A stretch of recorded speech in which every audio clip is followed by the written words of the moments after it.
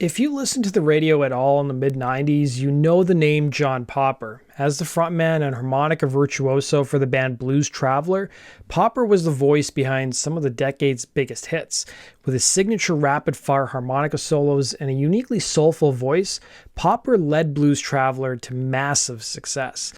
Their 1994 album 4 went multi-platinum thanks in large part to the songs Runaround and Hook, which absolutely dominated the airwaves. The album even resulted in the band nabbing a Grammy Award in 1996.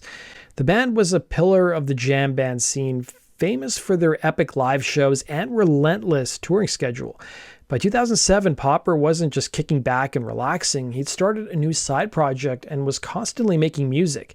At the time of this incident, he was on his way home to Washington State after a long road trip to Austin, Texas, where he just finished recording a new album. It was a long haul, a journey across thousands of miles of open road. It was on the final stretch of the road trip on March 6, 2007, that this rock star's carefully hidden private world came screeching to a halt on the side of a highway.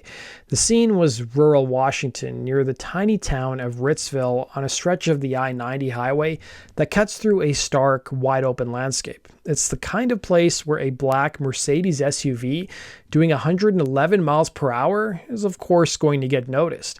Washington State troopers had no trouble pulling the vehicle over. Behind the wheel was Brian Gourgeois, a 34-year-old friend of Popper's. In the passenger seat, the owner of the car, the 39-year-old Popper himself. At first, the troopers were just focused on the driver and the reckless speed. A hefty ticket seemed like the worst of it, but as the troopers approached the SUV, the situation got a little more complicated. They caught the unmistakable scent of marijuana. That one detail changed everything. The smell gave the officers probable cause to search the vehicle, instantly turning a speeding stop into a full-blown drug investigation. Popper and his friend were cooperative, but as the troopers started their search, it became obvious that this was no ordinary car. And the small bit of marijuana they would eventually find, it turned out to be the least interesting thing about the traffic stop.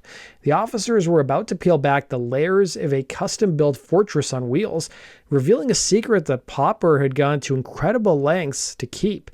As the search got underway, the troopers started noticing some unusual features of the car. This Mercedes was equipped with flashing emergency headlights, a siren, and a public address system, things you'd expect to find on a cop car, not a rock star's ride. This was the first major red flag that the stop was heading into serious strange territory. Then a police dog was brought in, and the discoveries went from weird to absolutely wild.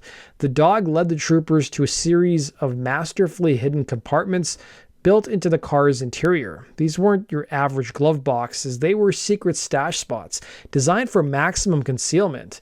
And what was inside was a shocking collection of weapons and tactical gear. One by one, the troopers pulled items from the hidden panels. First came the handguns, 9 of them. Then came 4 rifles, including a monster .50 caliber rifle. The arsenal alone was stunning, but there was more. They also found a switchblade, a taser, a set of brass knuckles, and even military-grade night vision goggles. The sheer amount of variety of it all was mind-boggling. This wasn't just a pistol tucked under a seat for protection. This was a mobile armory.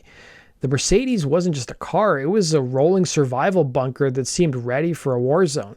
The troopers had pulled over a rock star for speeding, and instead, they discovered a secret life that felt more like a spy movie. The question on everyone's mind was simple. Why? Why on earth would a famous musician need all this stuff? Confronted with his bizarre mobile arsenal, Popper didn't panic. Instead, he calmly gave them an explanation that was almost as strange as the discovery itself. He told the troopers he was just an avid gun collector, a hobby that he liked to pursue on long road trips. His manager later confirmed this, telling the press that Popper often visited shooting ranges while touring the country. Okay, so that explained the guns, but what about the souped-up car? For the emergency lights, siren, and PA system, Popper gave the officers a reason that sounded like it was pulled right out of a disaster movie. He said he installed them because in the event of a natural disaster, he didn't want to be left behind. He had essentially built himself a personal emergency response vehicle to make sure that he could get through any chaos if society started to break down. In a later interview, Popper put it, "I wanted to build a Batmobile in my car." Then he gave the real-world reason. "The real answer, I tell people, is that if there's an earthquake, people are getting the out of my way." but I didn't want to say that to a cop. This explanation painted a picture of a guy with a deep interest in being prepared, blending his rock star life with a survivalist mindset. The car, the guns, the gadgets, it was all part of his personal philosophy. He wasn't planning on anything sinister. He was just getting ready for the worst case scenario, just in a way that was guaranteed to set off alarms.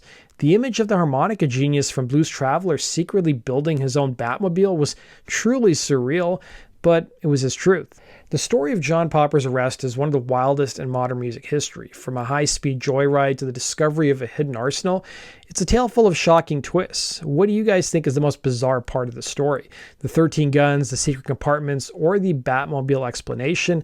Let me know in the comments section below. And if you enjoyed this deep dive into strange celebrity encounters, make sure that you hit the subscribe button and turn on notifications so you don't miss what we uncover next. With a car packed with weapons and a whiff of marijuana, it really seemed like John Popper was in serious legal hot water. Both he and his driver were booked into the Adams County Jail. However, they were released the same night. The initial charges were possession of a controlled substance and drug paraphernalia for Popper. His driver, meanwhile, was looking at a reckless driving charge for that 111 mph speed. But what about that massive arsenal he had? This is where the story takes another surprising turn. Well, Popper was completely a law-abiding gun collector. All of his firearms and even the taser were legally obtained and owned and registered. They were stored securely in locked compartments which complied with transportation laws. Because he had all his permits in order, no charges were ever filed for the weapons. He did have to surrender, though, the switchblade and the brass knuckles, as those were considered illegal. In the end, the most serious charge he faced wasn't for the guns, but for the marijuana. And even that was resolved with a surprisingly light slap on the wrist. The misdemeanor drug charges were eventually dropped after he agreed to a deal with prosecutors. He had to attend 8 hours of drug counseling and stay out of trouble for 1 year. There was some talk of federal charges for having a vehicle with hidden compartments for concealing contraband, but those charges really never went anywhere. The biggest hit was to his wallet. Popper later revealed it cost him a cool $16,000 to get his modified Mercedes back from the authorities. John Popper handled the whole thing with a great sense of humor. He freely admitted his mistake, not about the guns, but about the driving. He summed up the lesson he learned perfectly, stating, "Bottom line, you don't do 111 miles per hour, you just don't do it." The incident has since become a legendary part of his public persona, a bizarre footnote in a brilliant career. He even told a story about getting into a limo the day after his release, only to have the driver offer to sell him a .44 Magnum. He stated, "So here I am, famous for something that I wasn't even trying to be famous for."